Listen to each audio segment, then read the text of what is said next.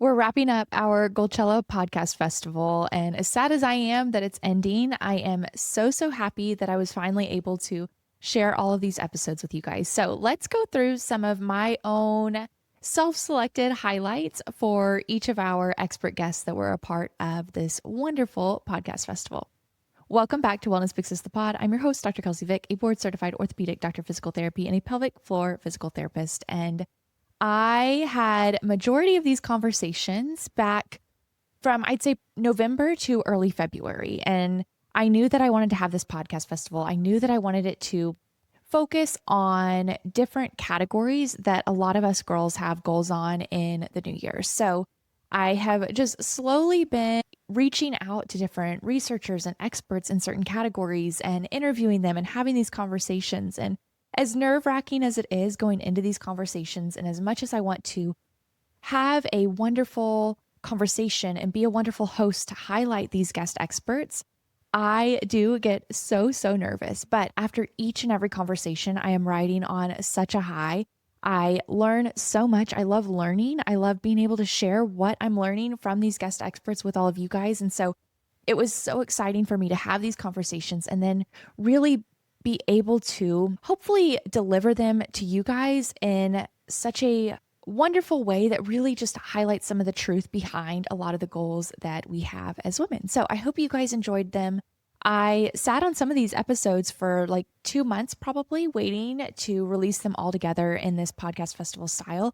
So it was one of those things where I was like, oh, I really wish I could release them right now because it was such a wonderful conversation. And I really want them to have this information, have this education, have this knowledge, and be able to enjoy this conversation just as I did. But I hope that you guys enjoyed it in the way that it was released and enjoyed each of our conversations with each of the expert guests. And I think it's always fun after these podcast festivals to sort of wrap it up and take out clips that I found very impactful in my own life or knowledge that I didn't have before that I now have from each of our episodes with each of our guests. So that's what this episode is. I also say every time to use it as an episode to sort of guide where you want to listen back if you happen to miss an episode or be like, oh, you know what? I actually forgot that she said that, or I was listening to that episode while also talking to my sister and I didn't really get to that one. And I really missed that segment. So it's a way to have almost like the SparkNotes, the book club version of the podcast festival. That way, if there's anything that you guys missed or resonated with, you can maybe go back to that episode and get a little bit of a deeper dive and deeper understanding on each of those topics. So our first guest we had on the podcast was Dr. Sam Moore. And I don't know if you guys could tell during the episode, but we just clicked. And I think this is the episode that I resonate with probably the most in sort of my education and my expertise. I'm a kinesiology major, exercise science. So Dr. Sam and I have similar backgrounds up until the undergraduate level, probably. But it's not until we diverged for grad school where she took more of that research route and I took more of the clinical route. So I always love getting to chat with exercise physiologists and PhD researchers on the female human body because it's something that I am passionate about as well, and passionate about it in the way of physical health and well-being and exercise and training, which is exactly what Dr. Sam is the expert on. So I was very grateful to have her on, not only to share about the female physiology, the female body, how we can exercise for our female bodies, but also to get her approach. One of the things that really stuck out to me from our episode together was how involved she is in female physiology training performance, yet how adaptable and resilient and flexible she is with her own health and wellness routine. So often we can get caught up in what we should be doing without taking into account our lives that are influencing what we should be doing. So I loved how she prioritized the okayness of giving our bodies grace and being resilient with them, no matter the stage in our cycle we're in, no matter the life stage we're in, no matter what our bodies and minds are requiring at that point in our lives. One of my favorite clips from the episode was actually laughing about how we both viewed our menstrual cycles. And for me, a lot of it is based on my menstrual cycle. Like the week before I start my period in my mid to late luteal phase, it's rough for me. Like we used to make so many jokes in the lab at UNC. It was a almost all women lab. at times. And, we always talked about the luteal phase. Like she was one of our lab mates that we couldn't stand. And for me, that meant that, I needed to make sure that my water was really on, that I was getting some movement throughout the day. There's like a 4 to 5 day block where I just feel awful. And I might get one workout in that block, but getting a little bit more movement throughout the day because I know I'm not going to have the energy to go and do a really hard training session at the end of the day. So it is just kind of planning and being aware of how your body responds, and then understanding as you go what things you need at different times.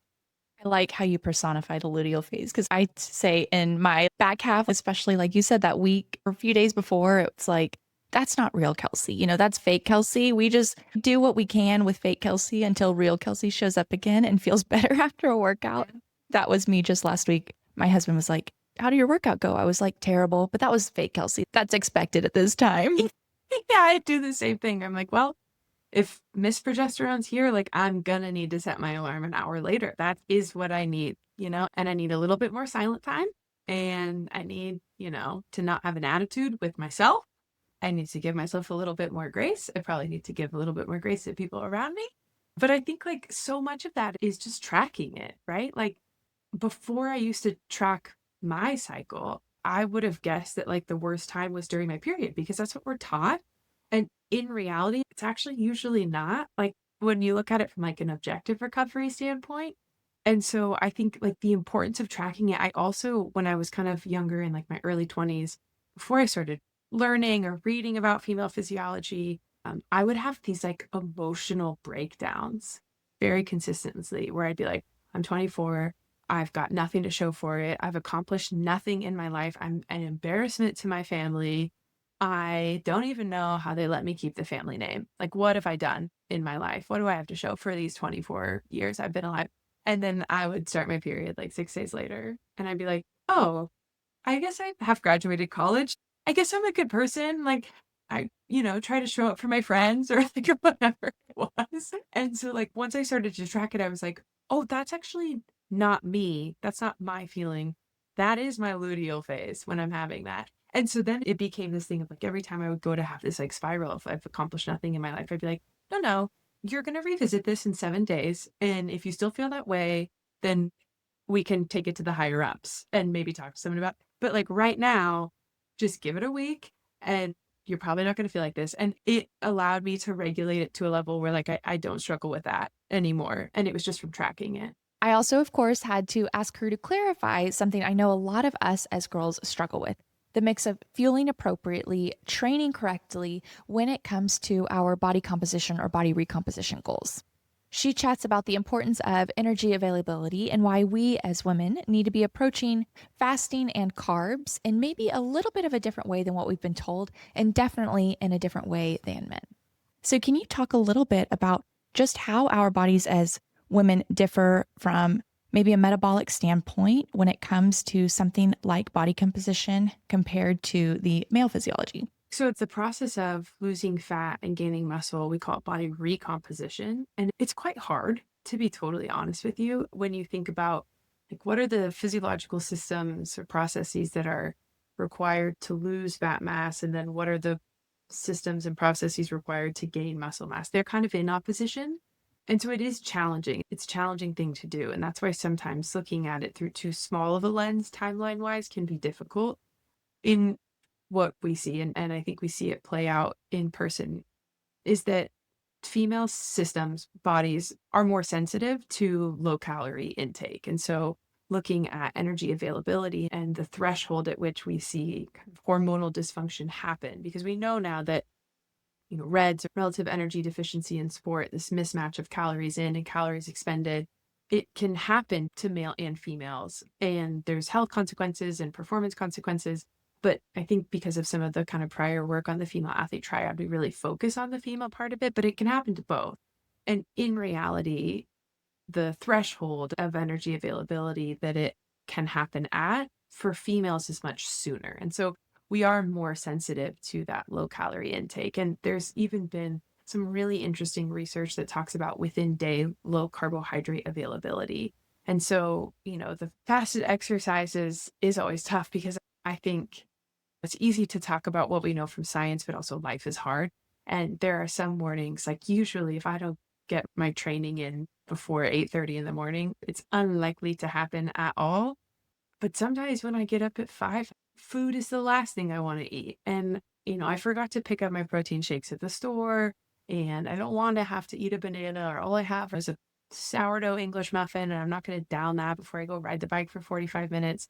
And so I'll just put some electrolytes in my water. It's not ideal, but I think the balance of science and real life. So I think that's a big caveat. But in the science perspective, the within day low carbohydrate availability is really negative for females in a way that it doesn't affect male physiology in quite the same way. So there's some research that says even just going like 2 hours without carbohydrate availability, so with like low blood sugar, can be enough to start to induce some of the hormonal dysfunction. So, I think when we're talking about like, what are the differences metabolically, not eating enough calories and metabolic suppression with females is a much bigger issue because we don't have as much resiliency to that, the carbohydrates. So like, I grew up as a kid in a time of like a very anti-carb life. It was like, I think it was like the Atkins diet or something like that. There's like no carbs. And now it's keto. And we know that females respond differently to keto than males do. And the importance of carbs is huge. Like it's something like I have to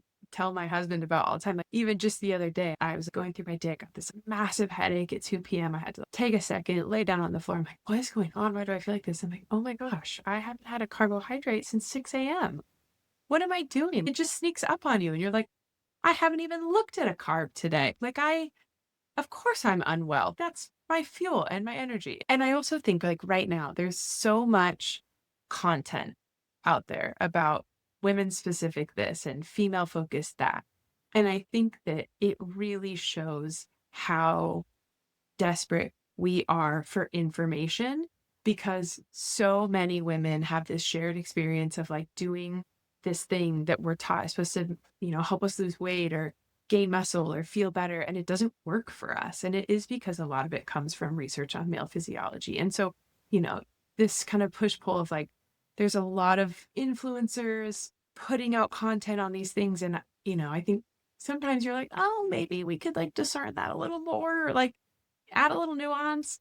But I think it's like part of this like bigger collective push and need and desire for information. The last thing I would say is kind of not shying away from heavy progressive strength training for the short term and the long term. Our next guest was Dr. Emily Hilz, a neuroscientist and researcher who has studied how our dopamine system is affected by everything from hormonal contraceptives to endocrine disrupting chemicals.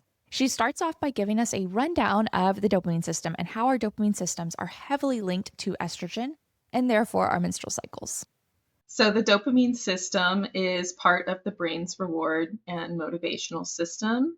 Dopamine neurons are primarily located in the midbrain, which is in the back of our brains, and they send projections throughout various regions of the brain, including the nucleus accumbens, striatum, and the prefrontal cortex. And dopamine does unique things in different regions of the brain. So in the nucleus accumbens, it's involved in processing primary rewards, and then that information is integrated by our prefrontal cortex, which is our executive control system to make decisions about when and how we seek rewards and exert control over how intensely we seek those rewards. It's a very integrated system that impacts pretty much everything that we do, learning and memory and motivation. One thing I have been interested in is, of course, with an audience of primarily women, are there any differences in how the dopamine system affects the male brain compared to the female brain? Are there any sex differences that you guys have seen? I would say, in terms of its basic function, it does work the same way in males and females, but an important sex-specific effect about dopamine is that dopamine neurons are very estrogen sensitive, which means that when they're exposed to estrogens, they fire a lot more rapidly, they release more dopamine, and that means that women are kind of classically considered to be more sensitive to rewarding stimuli, especially during phases of our cycle where estrogens might be higher, or if we're taking estrogen replacement therapies or something like that. So we do see more reward-seeking behavior in females compared to males. That's interesting because one of the things that caused me to search out someone like you who's researching this kind of thing and looking into hormonal effects on our dopamine system was my own experience, I guess, with my own body and my own tracking, and just noticing, especially in that like early phase of my cycle. After my period was over, I noticed, okay, I'm ready to go again. I'm back at it. Let's get, I was way more motivated, way more disciplined, way more goal driven in that phase. And I started realizing, I was like, oh, hang on, this is kind of happening cyclically. So you mentioned a little bit how estrogen and dopamine go hand in hand. Explain a little bit more about that, especially in regards to like the menstrual cycle and how different high hormone phases and low hormone phases affect our ability to be more goal driven or be more motivated or be more disciplined. Sure. So I study these things using rats, and rats have what is called an estrous cycle. It's very similar conceptually to the human menstrual cycle. And the main difference basically is that rats don't menstruate. They reabsorb their uterine lining each cycle, and it only lasts 4 or 5 days, which is great for a research context because then you can study things in 4 or 5 days instead of over months and years. Right. But things that are pretty well accepted, I would say, at this point in science is that the estrous cycle influences how much females will seek out rewarding stimuli. So a rat that is in a high estrogen phase of its cycle will drink a lot more alcohol, or it will emit like pleasure calls more rapidly and intensely in response to what we would call like dopaminergic or stimulant drugs. That's what researchers use when we study reward. We use rewarding stimuli, and the most rewarding stimuli tend to be dopaminergic drugs like amphetamine or cocaine. And the estrous cycle will impact the way that females will seek out those rewards, how much they will consume them. When we talk about motivation, I think there's sort of 2 types of motivation. It would be essentially motivation in maybe a positive context, or motivation which could be maladaptive, compulsive reward seeking. Higher estrogen phases could be associated with compulsive behaviors, depending on a lot of factors going into that. Her more recent research also focuses on the effects of EDCs, or endocrine disrupting chemicals, on our brains and bodies. I know I can get so overwhelmed by phrases like forever chemicals and feel so discouraged from the amount of toxins in our environment, in our Tupperware, in our cookware, in our skincare, and our makeup, which is exactly why I wanted to have Dr. Emily on, because I feel like having a researcher on the podcast who is immersed in this field of study and understanding how she approaches it in her own life would be very beneficial for me and hopefully you guys as well. So Dr. Emily gives us a basic overview of what endocrine disrupting chemicals are, where they're found, and what we can do about them. This is definitely where my expertise has developed in its fullest, and that would be endocrine disrupting chemicals, or EDCs, which are defined as any exogenous, which means coming from outside the body, chemical that interferes with any aspect of hormone action. And then an important part of that is, and results in an adverse health outcome. So 2 main components there is it's structurally similar to the body's endogenous hormones, but it's coming from outside of the body. And then it is having an unintentional impact on health in a negative way, which is why they're different from something like hormonal birth control, which is, yes, exogenous, but it's designed to impact the endocrine system purposely and doesn't cause cancer. I think you also asked, where do they come from? Oh, yes. There are several main classes. There's the bisphenols, the phthalates, perfluorinated chemicals, or PFAAS, which have been popularized as quote unquote forever chemicals, parabens, and flame retardants are 5 major classes of EDCs. And then these chemicals are all either estrogenically or anti-androgenically active. They could be anti-estrogen, or like not pro-estrogen isn't really a word. So they are either anti-estrogenic or androgenic, or a combination of the 2. And the reason that they are this way is because they're structurally similar to our body's endogenous hormones.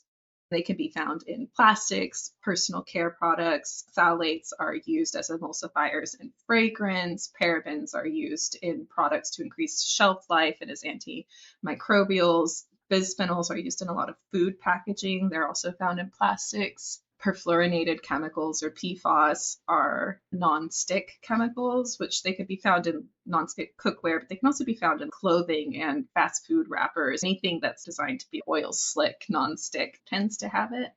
Flame retardants are found in a lot of furniture, synthetic fibers and stuff. To give that little overview real quick, because I think it's important.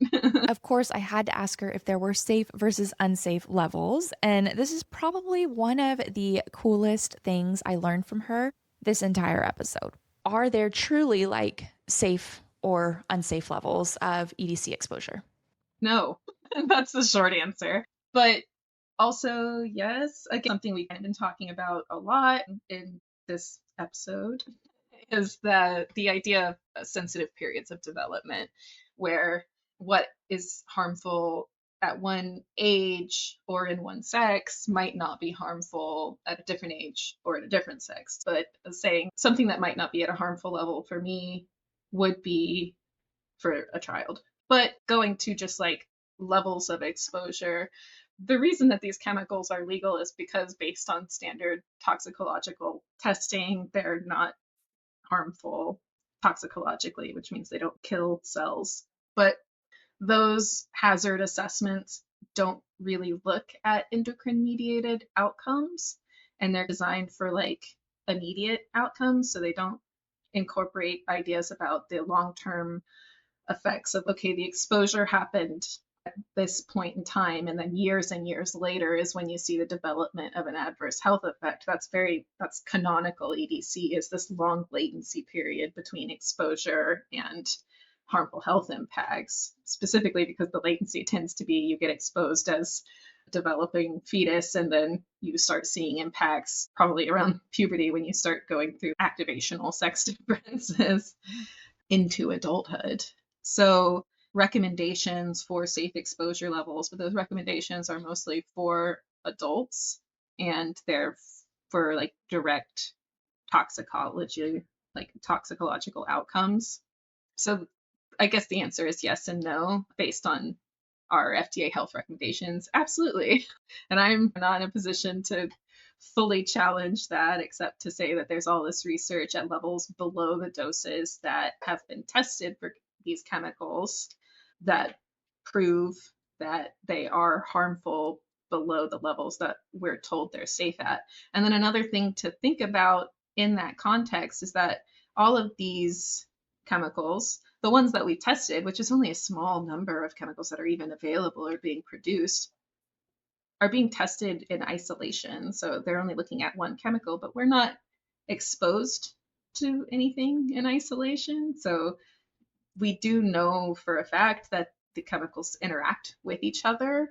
And when they do, they can have compounding effects. So even if you are maybe being exposed at a safe level to one thing, you also have 6 other chemicals at any one time in any one product, which kind of creates just like a physiological state of exposure that has long-term physiological implications that aren't being addressed right now by our current regulatory recommendations. I was also so excited to learn from Dr. Lisa Neff, our relationship researcher. She is out of the University of Texas at Austin, just like Dr. Emily is, and she has a lab at UT called the Real Lab, or Relationship Experiences Across the Lifespan Lab. So I was so excited for our conversation together, and you can just tell she is a wonderful educator, a wonderful professor, a wonderful researcher, a wonderful human by how she dives into how we can better our romantic relationships through communication and how we handle just different life stressors. She knew the podcast was historically focused on health and wellness, so it was her idea to open with the research on how quality relationships actually affect our physical health and well-being. And the study she mentions is one where my jaw was on the floor. So research shows that our social relationships, both friends, romantic, all those social network members, have profound impacts on both our mental and physical health. So I'll start with our emotional well-being. research shows that if you ask people how satisfied you are in life, the way people answer that question is by figuring out how satisfied are they in their relationships. Relationships matter more than work, than hobbies, than all those other things. It is the strongest predictor of life satisfaction. And interestingly, when you look at adult relationships, generally the romantic relationship sort of is on the pedestal. It is one of the most important relationships that people have in adulthood, be it married or cohabiting, whatever that looks like. And research has shown that marital satisfaction and its association with life satisfaction has gotten stronger over the past 40 years, meaning that our happiness in our marriage matters more to our well-being today than it did even 40 years ago. But it doesn't just influence our mental health, it influences our physical health as well. So there's a lot of research on all the ways our relationships can both benefit us and get under the skin and cause problems for us.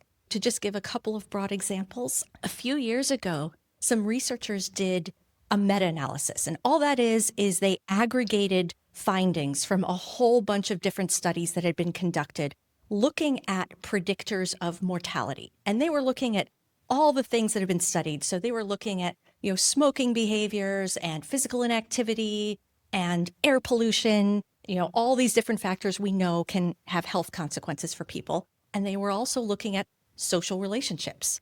And what they found in this massive summary of the literature was that the quality of our social relationships mattered more than all the other factors they studied. So people who had at least adequate social relationships were 50% more likely to still be alive at the end of the study compared to people who didn't. And the strength of that effect of social relationships on well-being was stronger than things like physical activity, inactivity, and obesity, and those things that we know matter. So this suggests that our relationships matter a lot for our health.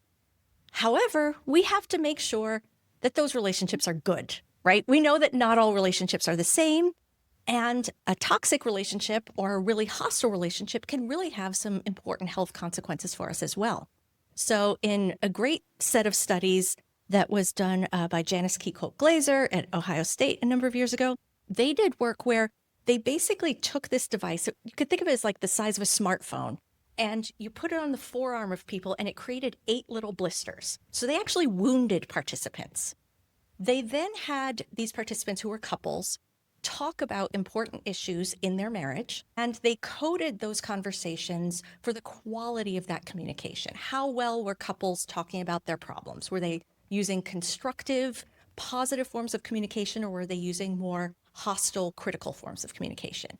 And what they found was that the wounds, those blisters they created, the wounds of the people who used more hostile communication with their partner healed 40% slower than the wounds of the people who had more constructive forms of communication, which suggests the quality of our relationship matters. It's not just being in a relationship, being in a high quality relationship that can have beneficial effects for our immune functioning, and being in a negative relationship can have harmful effects on our immune functioning. Her primary research focus is how everyday life stressors affect our relationships, and she gives such a wonderful explanation on how stressors like traffic or a big meeting at work can spill over into our romantic relationships.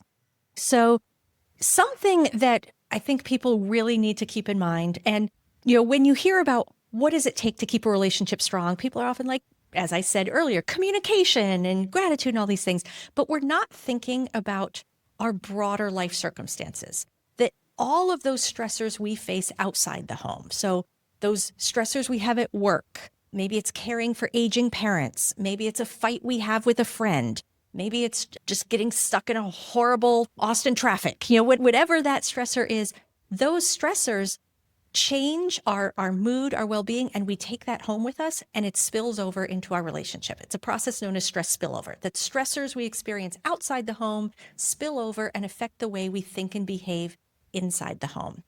And I'll talk a little bit first about the way stressors affect us, and then I can break it down between like bigger and daily hassles. But I've done a lot of work on all the ways stress can interfere with constructive relationships. And basically, what stress does is, first, it gives us more problems in the relationship that we have to cope with.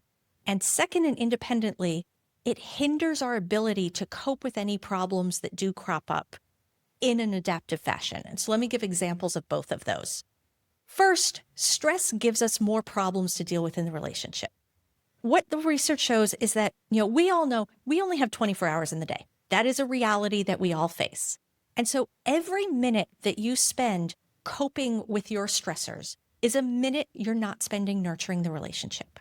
When partners are coping with more work stress, more life stressors, whatever, financial stressors, whatever the stressors may be, they're often spending less time building that emotional capital. They're not engaging in those nurturing activities.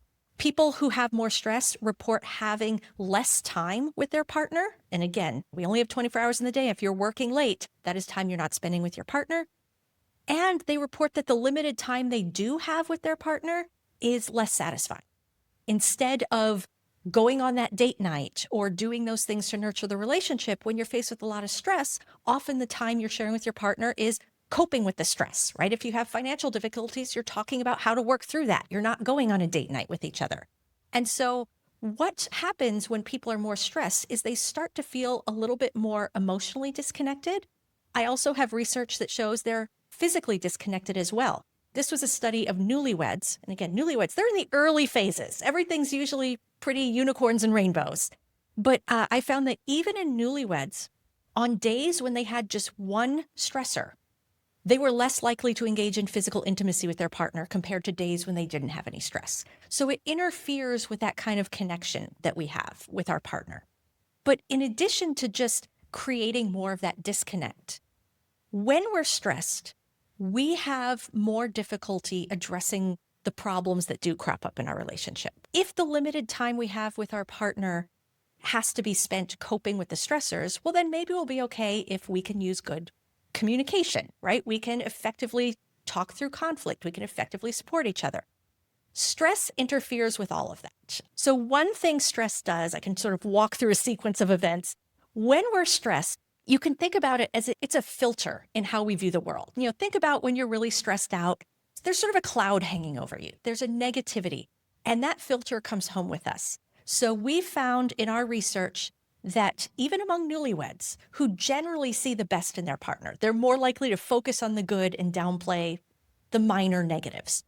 When they're stressed, partners are more likely to focus on each other's negative qualities and less so on their positive qualities. So if I'm stressed out, I am much more likely to notice that my partner didn't unload the dishwasher and not to notice the other good things they did that day. So when we're stressed, it sort of just colors the way we see things and negativity stands out more. Once we notice that negativity, if we're stressed, we're more likely to blame our partner for it as opposed to give them the benefit of the doubt. Normally, happy couples, when their partner messes up, they have a grace, right? They're more likely to be like, okay, you said you were going to do this errand, you didn't. I know you've got a lot going on. I know this wasn't intentional. We'll deal with it. Versus if I'm stressed, I'm more likely to think, you said you were going to do this errand, you didn't. You're an insensitive jerk, right? You did not pull your weight today. We're more likely to have that more blaming interpretation of why they engage in that negative behavior. And when we try to talk to our partner about it, we're more hostile in our communication, right? If we're already feeling, I've noticed these negative things more, I'm blaming you more for them, I'm less constructive in talking through those problems with my partner when we do sit down to try to talk through those issues. And just to really, the cherry on top of this bad Sunday is we also become worse at being a support provider when we're stressed. So if we go back to that, what does it take to be a good support provider? You have to notice your partner needs support. If I'm stressed, I tend to become more self-focused as opposed to other-focused. So I am less likely to pick up on the cues that my partner wants support. But let's say my partner's very direct and they're like, hey, I need support right now. So I know they want support. Our research also shows that if I am stressed, even when I know my partner wants support, I'm less likely to give it, right? I might feel overwhelmed, like I don't have any resources to give. So I'm just less likely to provide support in that moment. And if I do dig deep and try hard to give that support, the support I give is usually of lower quality. And so it can really interfere with all these levels of what it takes to keep your relationship happy and strong over time. So stress can be really damaging to a relationship. We pivoted a bit from our typical health and wellness content to bring on a guest who is an expert in, let's say, financial health and wellness, both when it comes to personal finance and travel. Katie is a certified credit counselor and writer for Bankrate, so she knows a thing or two about money habits and how to approach money basics, specifically as women. I love this next clip where she shares some insight into how women should approach finances a bit differently based on our own strengths and values. Oh my gosh, yeah. We talked about standards that were set by men. Like, two examples that come to mind are the fact that the AC temperature in an office is usually based on like an older man. And the second thing I'm thinking of is how seat belts were designed to work with a man. And in a lot of ways, I think that money guidance was also driven by men. I'm thinking specifically of like Dave Ramsey. And those mindsets are not necessarily the best, nor are they the ones that are most helpful for women. Women have different things we want to spend our money on. We're smarter at making certain decisions. For example, the idea that you shouldn't have any debt, in my mind, is an outdated way of thinking. Like, especially women, depending on where you come from, debt can be the tool that takes you to the next level. Not talking about credit card debt. I'm talking about like if you need debt to elevate your education levels or your wealth to start a business, like those things benefit women. And I also don't prescribe to total deprivation. I think that it's good to want to treat yourself or add joy to your life or your friend's life. Like you're saying, it's more about figuring out how that fits in your budget. So anyway, I think there is a take on money that women can have that's much more helpful to our finances. She also shares things we might need to closet clean out when it comes to our mindsets around finances. Are there certain mindsets or money habits that we should closet clean out in 2026 and sort of shed in this new year? Yes. I like this idea too, because it's not about doing more, adding this thing to your list. It's more about just slightly tweaking your habits. One of the things I write about a lot at Bankrate, and probably because I'm so guilty of it, is impulse shopping. You're scrolling on social media, you see this really cute set that an influencer's wearing, and you just need it right then. Or I thrift a lot, and it's really easy to have the impulse mindset when you're thrifting because you think like, if I don't get it today, it's going to be gone. But if you do that for a $50 vintage jacket every month, like, okay, now you don't need another jacket. Like there will always be more. Two ways that I prevent this are the wait 24 hours rule, which is like, I can always go back tomorrow if I really want it. It will still be on Etsy in 24 hours. That lets you look at your budget, look at your closet, make sure it's like actually a good choice. And this could include a trip or an experience too, by the way. This isn't just like a piece of clothing. And then also to create friction between that purchase. And so what I mean is like, it's not as easy as just having your credit card information saved on TikTok Shop and you're like, perfect, add to cart, mail. Or like the Amazon app. Oh my gosh, I had to delete the Amazon app from my phone because it was getting too easy to just order off of some, I don't even feel like going to the store. I just need more shampoo. But then I was just wasting money and wasting cardboard and shipping. And so I deleted the app off my phone. But creating friction between your wants and that purchase. But like I was saying, I'm not a huge fan of total deprivation. So it's okay to want things. That's when that budgeting app comes into play. Look at how much money you have, how much is left for that month. And instead of shopping impulsively, you can shop strategically. Another habit that I think we could stand to break is carrying a balance on our credit cards.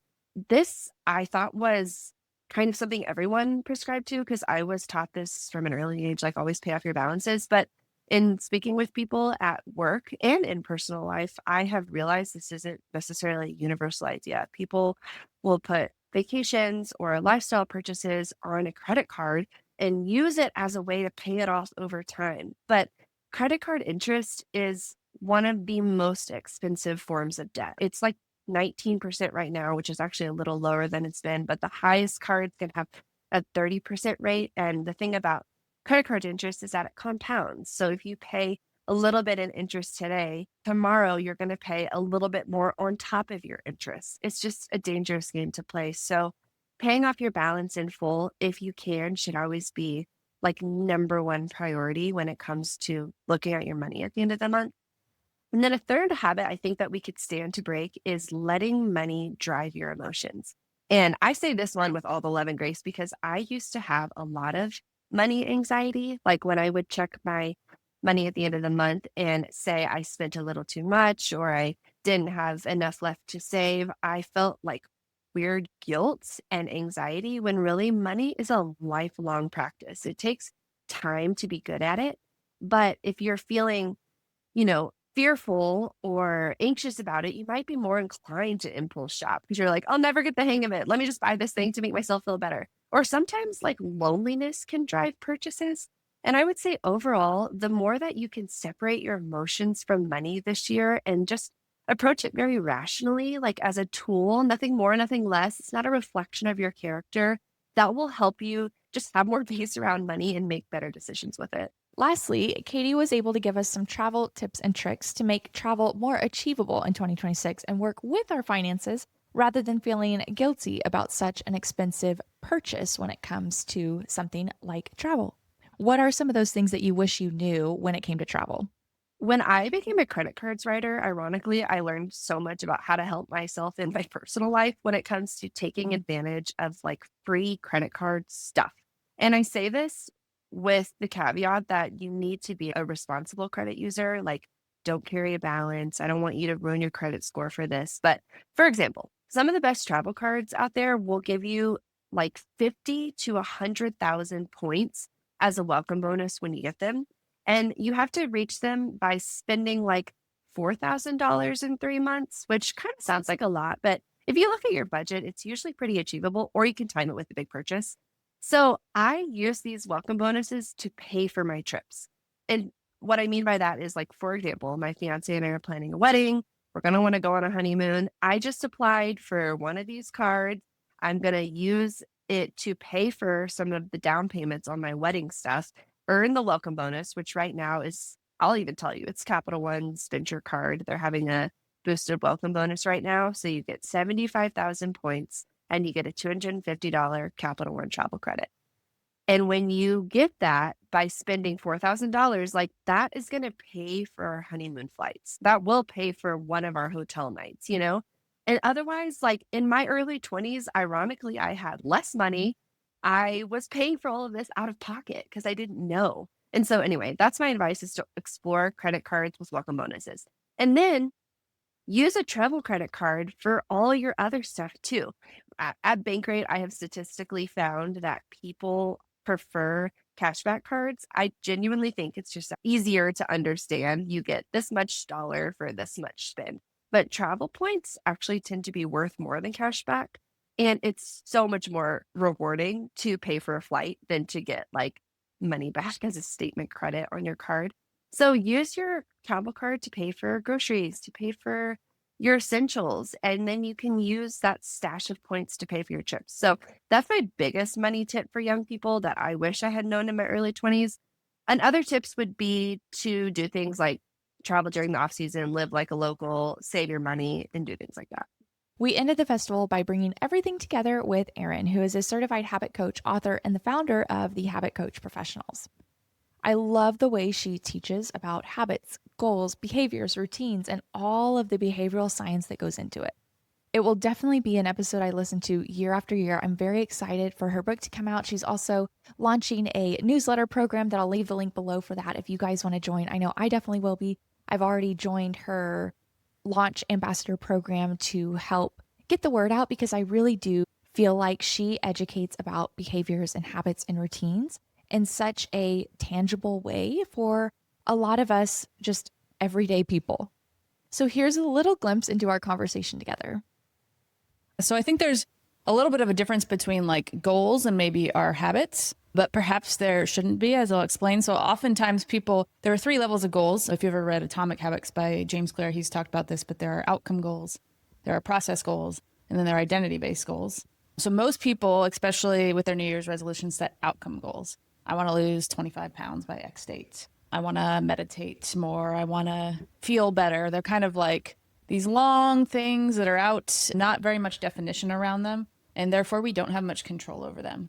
Now, process goals are the next step that's really good. Those are the actions that are going to actually get us to those outcomes that we want. So maybe I'm actually in the gym for 20 minutes doing strength training 3 times a week, or I'm reading 10 minutes every morning if I want to be a better reader, or writing, whatever those goals might be, meditating, whatnot.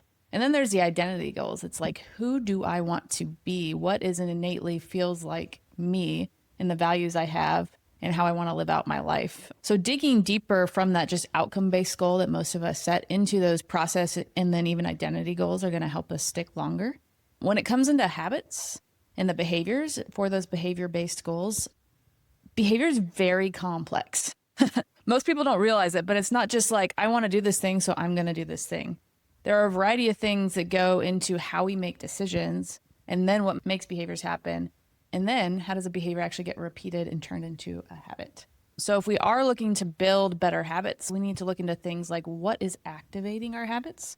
So both internally, so things like thoughts, feelings, emotions, sensations, and externally, all of the dings and pings in our environment, smells. If you always drive by a drive-thru and you always smell the burger and fries, are you activated to go get fast food? The people you see in your environment, friends, family, coworkers, at home, at work, wherever you might be in your third space.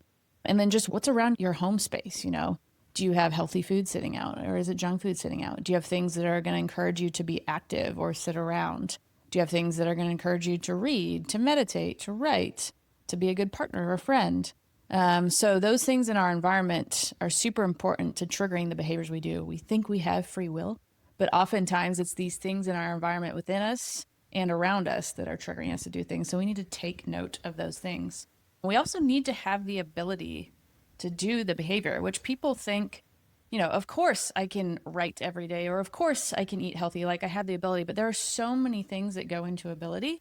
The knowledge to do it, the skills to do it, the resources to be able to do it, but also our own perceived ability and self-efficacy. So do we have the confidence that we can do this? Not just on like day one when we're like super motivated and gung-ho, but on our worst possible day when like shit has hit the fan and everything's going wrong and I still need to be able to take action and build this identity that I want to have through my actions.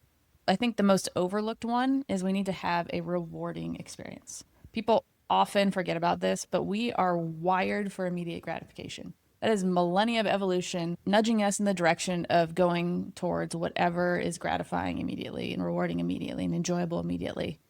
And if we fight that, we're literally just beating our head against a brick wall. So instead of fighting it, why don't we work with it?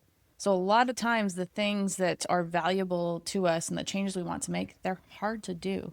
They're unpleasant to do. And so how do we make those more enjoyable and easier to do? And then we just have to have our environments set up so that we can consistently repeat the things we want to do, or set up so we don't consistently repeat the things we don't want to do.